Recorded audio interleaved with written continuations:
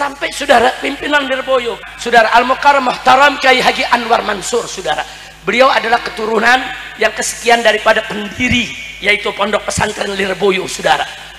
Kiai yang sudah sepuh, kiai yang setiap hari ngajar berdasarkan kesaksian para santrinya, saudara, itu dari jam 7 pagi sampai jam 12 nggak bergerak dari tempat duduknya, saudara. Buka kitab bacakan, buka kitab bacakan, saudara. Hanya hal-hal yang sepele itu kiai dicaci maki, itu kiai direndahkan, kurang ajar tidak? Insya Allah, saudara, hati-hati ya. Kemarin habaib yang diserang, sekarang lagi giliran kiai. Ini giliran santri-santri, saudara. Ada yang bilang itu kehidupan pesantren, kehidupan feodalisme, itu kehidupan memperbudak. Santri diperbudak, santri disuruh kerja, saudara. Bahkan nggak sampai di situ, kejelekan-kejelekan oknum-oknum di pondok-pondok pesantren, berbagai pondok pesantren diangkat. Ada oknum yang memperkosa, ada oknum yang bicara jelek, ada oknum yang berperilaku tidak baik. Itu dijadikan dasar semua pesantren, saudara, dianggap, saudara, tempat sampah kejelekan. Kurang ajar tidak? Kurang ajar tidak? Assalamualaikum warahmatullahi wabarakatuh. Jumpa kembali dengan saya di channel Titos Minoritas. Masih ingat dengan si Imam Jumbo? Dalam sebuah video yang kini beredar luas, Imam Jumbo Rizik Syihab, yang selama ini dikenal sering mengkritik bahkan merendahkan para kiai pesantren, kini tiba-tiba tampil seolah membela Kiai Anwar Mansur dari Lirboyo. Dalam ceramahnya ia mengecam tayangan Trans 7 yang dianggap menyinggung para kiai. Sikapnya yang berubah mendadak ini pun menuai reaksi beragam. Banyak yang menilai Rizik sedang mencari simpati publik setelah sebelumnya kerap menjelekkan ulama-ulama pesantren. Seperti menjelekkan mantan Ketua Umum PBNU, Kiai Haji Said Akil Siraj, Kiai Haji Abdurrahman Wahid, atau Gus Dur, sering dijadikan bahan ejekan dan olok-olokan si Imam Jumbo. Oke, untuk lebih jelasnya mari kita simak video si Imam Jumbo yang ceramahnya berapi-api berikut ini. Ada pihak-pihak yang ingin memecah belah kita. Saya langsung saja menyatakan ini adalah operasi intelijen hitam. Operasi mereka-mereka yang benci kepada Islam, saudara. Ini bahaya. Kemarin ini target mereka habaib. Hancurkan habaib, fitnah nasabnya, bubarkan pengajiannya, bongkar kuburannya. Di mana-mana, saudara. Dan saya sudah ingatkan dari beberapa bulan yang lalu, ingat, ini bukan hanya habaib yang akan dimusuhi. Besok begitu habaib sudah mereka hancurkan, mereka akan hancurkan kiai, mereka akan hancurkan pesantren, mereka akan hancurkan santri, saudara. Dan hari ini terbukti, saudara. Begitu mereka merasa sudah berhasil mempermalukan habaib, menghina habaib, memfitnah habaib, lalu apa yang terjadi sekarang, saudara? Kita lihat, begitu ada sebuah pondok pesantren rubuh, saudara. Pondok pesantren bersejarah, itu pondok pesantren tua Al-Khazini, saudara. Pondok pesantren Buduran di Pasuruan, saudara, Sidoarjo, saudara, Jawa Timur. Apa yang terjadi? Oh, langsung digoreng sama mereka yang anti-Islam. Digoreng, kiainya dimaki-maki, kiainya disalahkan, saudara. Bahkan kiainya dituntut supaya dipenjara, dianggap itu kejahatan kiai, kejahatan pesantren, saudara. Nggak sampai di situ, video kerjasama santri membangun pondok pesantren Lirboyo, saudara, yang sekian lantai itu lagi ngecor, biasa santri kerjasama, betul? Wah, langsung diekspos. Apa dia bilang? Lihat tuh pesantren Lirboyo, santri diperbudak, santri diperbudak, kiai-kiainya jahat. Kurang ajar, kurang ajar tidak? Kurang ajar tidak? Pondok-pondok pesantren mulai dihina. Anda buka medsos, Anda buka Twitter, saudara, Anda buka TikTok, di mana-mana kiai dihina-hina, pesantren dihina-hina. Mereka terus cari-cari dasar, saudara, cari-cari celah untuk menghina semua pesantren. Betul? Betul? Sampai, saudara, pimpinan Lirboyo, saudara Al-Mukarram Muhtaram Kiai Haji Anwar Mansur, saudara, beliau adalah keturunan yang kesekian daripada pendiri yaitu Pondok Pesantren Lirboyo, saudara. Kiai yang sudah sepuh, kiai yang setiap hari ngajar berdasarkan kesaksian para santrinya, saudara, Itu dari jam 7 pagi sampai jam 12 nggak bergerak dari tempat duduk dia sudah. Buka kitab, bacakan, buka kitab, bacakan. Saudara, hanya hal-hal yang sepele. Itu kiai dicaci maki, itu kiai direndahkan. Kurang ajar tidak? Insya Allah, saudara, hati-hati ya. Kemarin habaib yang diserang, sekarang lagi giliran kiai. Ini giliran santri-santri, saudara. Ada yang bilang itu kehidupan pesantren, kehidupan feodalisme. Itu kehidupan memperbudak. Santri diperbudak, santri disuruh kerja, saudara. Bahkan nggak sampai di situ. Kejelekan-kejelekan oknum-oknum di pondok-pondok pesantren, berbagai pondok pesantren diangkat. Ada oknum yang memperkosa, ada oknum yang bicara jelek, ada oknum yang berperilaku tidak baik. Itu dijadikan dasar semua pesantren, saudara, dianggap saudara tempat sampah kejelekan. Kurang ajar tidak? Kurang ajar tidak? Saudara, iya, kiai tidak maksum, sama dengan habaib tidak maksum. Iya, di antara habaib juga ada orang yang tidak bagus, betul? Di kiai juga ada yang perilakunya tidak bagus, saudara. Tapi jangan oknum 1-2 yang tidak bagus terus dipukul rata, dianggap semua ulama jelek, semua pesantren jelek. Kurang ajar itu. Saya mau tanya sekarang ini masyarakat Jakarta Barat, kalau ada orang Jakarta, katakan 5 atau 10 orang nyolong, mau gak dibilang orang Jakarta semuanya adalah maling? Boleh begitu? Boleh dibilang orang Jakarta maling itu semua, gara-gara yang nyolong 10 orang. Mau dibilang maling? Apa boleh dibilang maling? Enggak boleh. Ada 1-2 ustadz, saudara, salah, saudara. Apa boleh dikatakan semua ustadz, semua kiai salah? Boleh dikatakan semua kiai salah? Ada habib yang nggak benar, 1-2 habib. Apa boleh dikatakan semua habib pemabuk, semua habib maling, semua habib jahat? Boleh? Nggak boleh, saudara. Maka itu pakailah kecerdasan kita, jangan kita kena hasutan. Maka itu betul yang dikatakan Kiai Haitami tadi, kita harus bersatu. Siap bersatu tidak? Siap bersatu tidak? Saudara, hati-hati ya. Jangan kurang ajar kepada ulama, jangan kurang ajar kepada kiai, saudara. Jangan. Saya sedih sampai meneteskan air mata. Ada kiai, saudara, yang pondoknya rubuh, 66 santri atau 67 santri meninggal dunia dalam keadaan sedih, terus diserang, dicaci maki, dijelek-jelekin, saudara. Apa? Terus Kiai Haji saudara Anwar, saudara, yang kemarin ini di Lirboyo, saudara, Kiai Haji Anwar Mansur, saudara, Masya Allah, sudah sepuh, orang tua, muridnya puluhan ribu, saudara, sudah menyebar di mana-mana tempat bikin pondok pesantren. Siapa yang nggak tahu Lirboyo, saudara? Itu gudangnya kiai, melahirkan berbagai macam ulama, termasuk guru di pondok pesantren Markas Syariat, Kiai Haji Asep Jailani, itu juga lulusan Lirboyo, saudara, yang kitabnya dipakai di Hadramut, saudara, untuk dipelajari di majelis-majelisnya habaib. Masya Allah, saudara, ini nggak sembarangan. Hanya gara-gara persoalan kecil, saudara, wah, dihebohkan. Nggak sampai di situ, saudara. Ada tamu datang ngasih duit ke kiai, wah, difoto, langsung dibilang, saudara, ini kiai cuma ngumpulin harta, ini kiai memperkaya diri. Kurang ajar. Saya mau tanya semua yang ada di sini, saudara, tamu ngasih kiai duit, boleh gak? Boleh gak? Halal tidak? Tuh kiai nggak nipu, tuh kiai nggak minta. Ada apa, saudara? Hanya gara-gara satu amplop kiai langsung dijelek-jelekin. Kiai doyan duit, kiai ngumpulin harta, kiai meres umat. Apa? Maka itu saya mau tanya nih semua di sini nih, siap bela ulama, siap bela kiai, takbir. Hati-hati, saudara, jangankan di pesantren, Pak Bu ya, di masyarakat Madura, Habib Hanif sering ke Madura ini, saudara. Itu masyarakatnya kalau datang kiai dari daerah, oh kiai datang dari Jawa Tengah, atau kiai datang dari Jakarta, atau Habib yang datang, itu satu kampung ngantri semua, saudara. Dia nggak kasih Habib kiainya pulang sebelum mereka cium tangan. Ini kiainya bilang udah nggak usah, enggak, mereka sedih.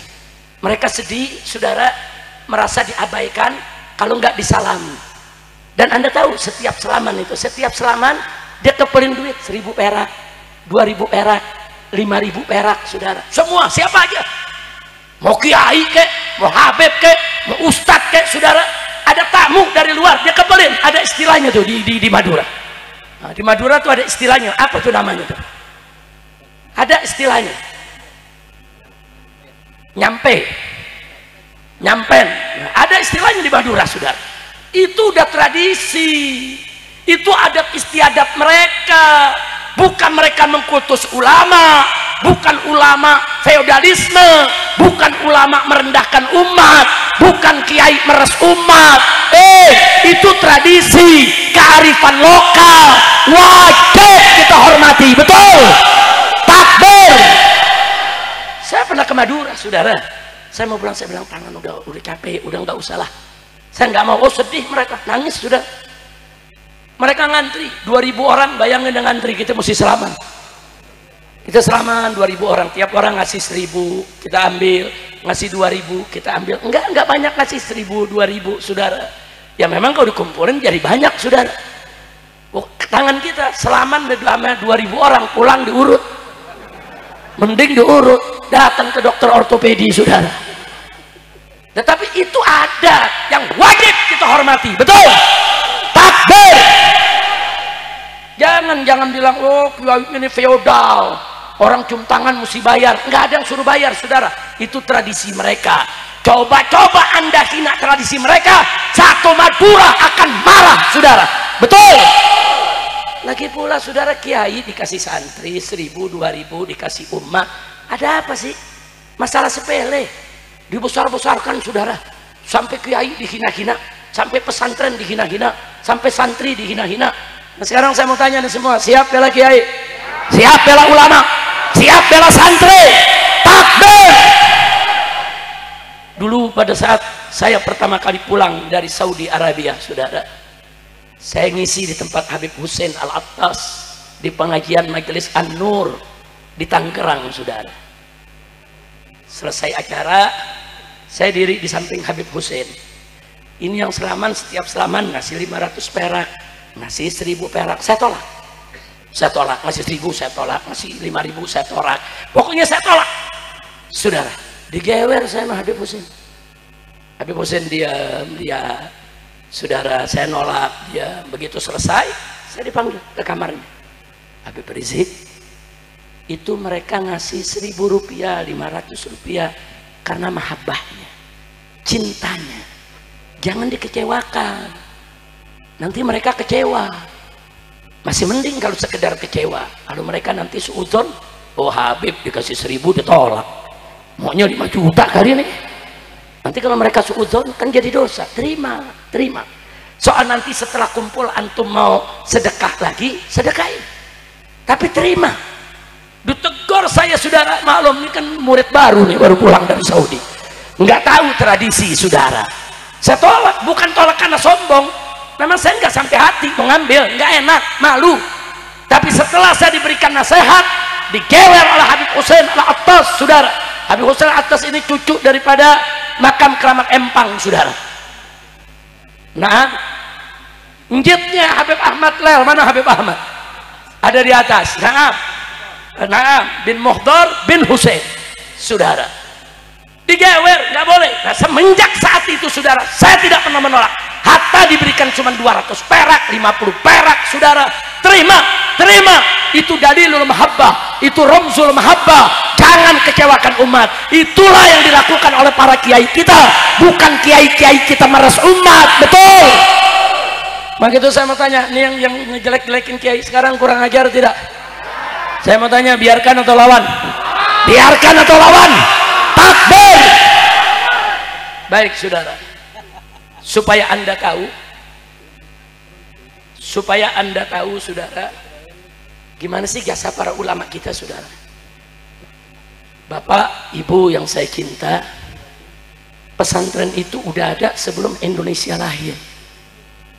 Indonesia belum ada, pesantren udah ada, kiai-kiai udah ada. Dan di zaman penjajahan Belanda, siang kiai buka kitab, malam hari kiai angkat bedil, serbu posko-posko penjagaan Belanda, saudara. Kalau di Betawi, Bekasi terkenal Kiai Haji Nur Ali. saudara. Kiai Haji Nur Ali ini saudara di Bekasi, siapa yang nggak tahu saudara? Siang buka kitab, malam angkat bedil. Beliau diangkat jadi pahlawan nasional saudara. Beliau pemimpin, beliau mujahid, ulama sekaligus pejuang. Nah, jadi saudara jangan main-main dengan ulama-ulama kita. Dulu tentara nggak ada, jadi yang lawan penjajah saudara pada datang ke kita siapa? Tentara. Kita nggak punya tentara kok, nggak ada tentara saudara. Yang melawan mereka adalah laskar-laskar Islam. Dulu kiai-kiai bikin laskar-laskar Islam, pesantren-pesantren punya laskar-laskar Islam saudara. Laskar-laskar itulah yang bersatu perang melawan daripada penjajah saudara. Takbir. Dan akhirnya laskar-laskar tadi tahun 45 disatukan saudara, dijadikan tentara Indonesia saudara. Dan diangkatlah saudara Pak Sudirman menjadi panglima besarnya. Siapa Jenderal Sudirman? Beliau adalah ustadz di Madrasah Ibtidaiyah di Yogyakarta saudara. Subhanallah. Tentara itu lahir dari rahim ulama, tentara itu lahir dari rahim Islam, tentara itu lahir dari laskar-laskar Islam saudara. Jasa ulama, jasa pesantren dalam perjuangan kemerdekaan kita nggak bisa kita lupakan saudara. Betul. Baik, sebelum saya akhiri saudara, saya punya catatan. Saya mau tunjukkan kepada anda biar anda tahu saudara, bagaimana perjuangan pondok-pondok pesantren kita saudara. Mari kita lihat saudara. Pertama yang saya mau tunjukkan kepada anda semua, pesantren tertua di Indonesia berdasarkan catatan sejarah masyarakat Aceh itu adalah Dayah Cotkala di negeri Perlak saudara. Dayah itu artinya pesantren, orang Aceh bilang Dayah. Pesantren Cotkala Perlak saudara, pesantren tertua di Indonesia, itu sudah didirikan tahun 899 Masehi Miladia, artinya 1225 tahun yang lalu saudara. Di zaman khalifah-khalifah kekhilafahan Turki Utsmani dan lain sebagainya, mereka sudah masuk dai-dai ke Aceh saudara. Kemudian baik saudara, kalau kita lihat di tanah Jawa saudara, di tahun 1475 saudara, Belanda belum datang. 1475 dibangun sebuah pondok pesantren, namanya Pondok Pesantren Al-Kahfi Somalangu di Kebumen, Jawa Tengah saudara. Ini pesantren tertua saudara di tanah Jawa saudara, bahkan kedua setelah yang di Aceh tadi saudara, di seluruh Nusantara. Yang mendirikan adalah Sayyid Muhammad Isom Al-Hasan saudara. Nah kemudian setelah itu di tahun 1718 mulai dirintis Pondok Pesantren Sidogiri Pasuruan, yang kemudian berdiri tegak tahun 1745 saudara. Tapi ngerintisnya dari tahun 1718 saudara. Siapa yang mendirikannya saudara? Dan sudah berapa umurnya sampai saat ini saudara pondok pesantren tersebut? Pondok pesantren tersebut kalau dari mulai merintisnya usianya sudah 307 tahun. Tapi dari berdirinya Sidagiri sudah 280 tahun saudara. Umur Indonesia baru berapa tahun? 80. Sidagiri 280 tahun. Tuaan mana? Saya mau tanya, tuaan mana? Tuaan Indonesia atau Sidagiri? Tuaan Indonesia apa pesantren? Betul. Takbir. Enggak main-main saudara. Kemudian kita lihat lagi saudara, tahun 1838 catat, 1838 didirikan di Tambak Beras Pondok Pesantren Bahrul Ulum saudara. Yang mendirikan adalah Kiai Haji Abdus Salam yang biasa dipanggil Mbah Soiho. 1838. Dan tahun 1800 saudara 52 didirikan Pondok Pesantren Langitan di Tuban oleh Kiai Haji saudara Muhammad Nur, yang kemarin terakhir ulama terkenal dari sana di zaman Gus Dur adalah Kiai Haji Abdullah Fakih Langitan saudara rahimahullah. Luar biasa, saudara. Kemudian kita lihat lagi tahun 1852, ini 1800-an semua, saudara. 1861 setelah langitan, saudara, berdiri pondok pesantren Syekhuna Khalil Bangkalan di Madura, saudara. Sampai hari ini pesantrennya masih ada semua, saudara. Sidagiri masih ada, Langitan masih ada, saudara. Syekhuna Khalil juga pondok pesantrennya masih ada, saudara. Kemudian berikutnya lagi tahun 1885 didirikan pondok pesantren, saudara, Darul Ulum Jombang oleh Kiai Haji Tamim Irsyad dari Bangkalan. Kemudian kita lihat lagi tahun 1899 didirikan pondok pesantren Tepu Ireng Jombang oleh pendiri Nahdlatul Ulama Kiai Haji Hasyim Asy'ari radhiyallahu anhu, saudara. Kemudian kita lihat lagi selanjutnya tahun 1910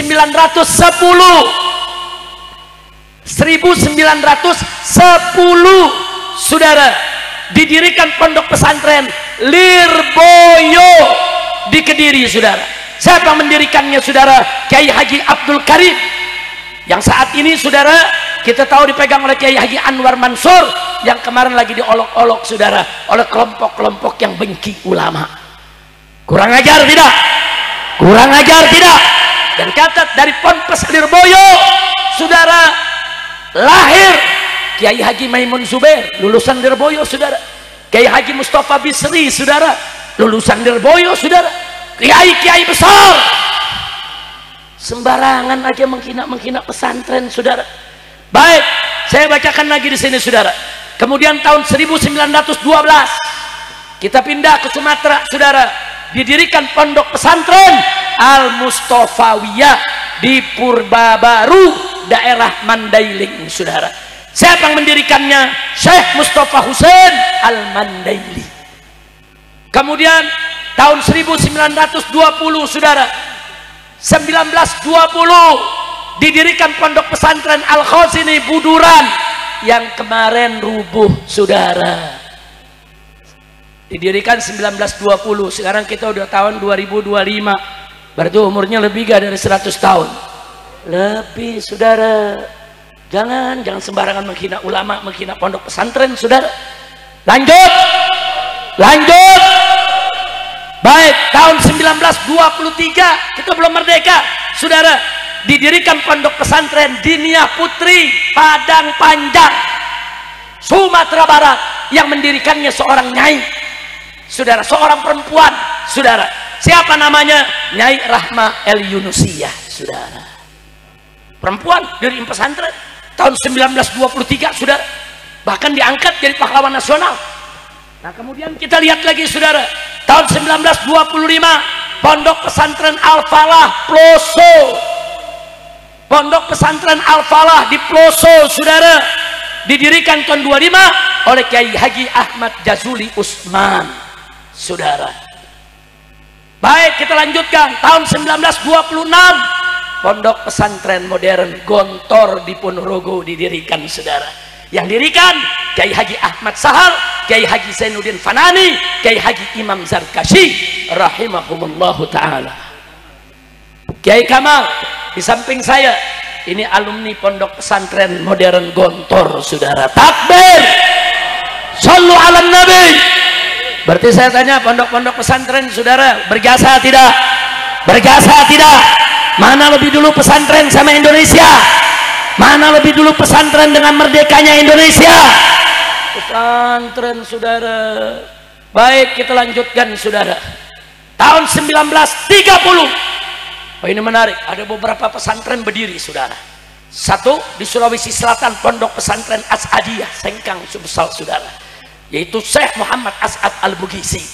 Kemudian di tahun yang sama berdiri pondok pesantren Al-Khairat di Palu, Sulawesi Tengah, saudara. Palu, Sulawesi Tengah, saudara. Kemudian ada lagi, masih 1930, pondok pesantren Ittihadul Islamiyah Lombok yang didirikan oleh Saleh Harhara, saudara. Luar biasa di mana-mana. Nah, baru pada tahun 1937 di Lombok didirikan pondok pesantren Nahdlatul Wathon, saudara. Nah kemudian nggak sampai di situ, di tahun 1945, beberapa bulan sebelum kita merdeka, bulan Februari tahun 1945, didirikan pondok pesantren Darul Hadis Malang oleh Habib Abdul Qadir bin Ahmad Bil-Faqih. Takbir, sallu ala nabi. Nah sementara yang kita haulkan hari ini yaitu Habib Hasan bin Ahmad Baharun membangun pondok pesantrennya pada tahun 1981, saudara. Nah kalau saya mau sebutkan yang kemari banyak, saudara. Ada dalwa, saudara, ada pondok-pondok lain begitu banyak. Tapi tadi saya sengaja sebutkan yang sebelum kita merdeka, saudara. Jadi jangan, saudara, sekali-kali kita hinakan pondok.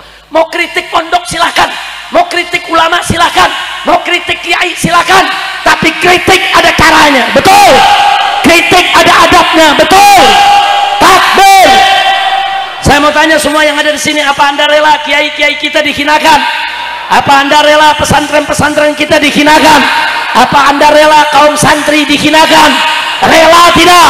Siap bela ulama, siap bela santri, siap bela pesantren.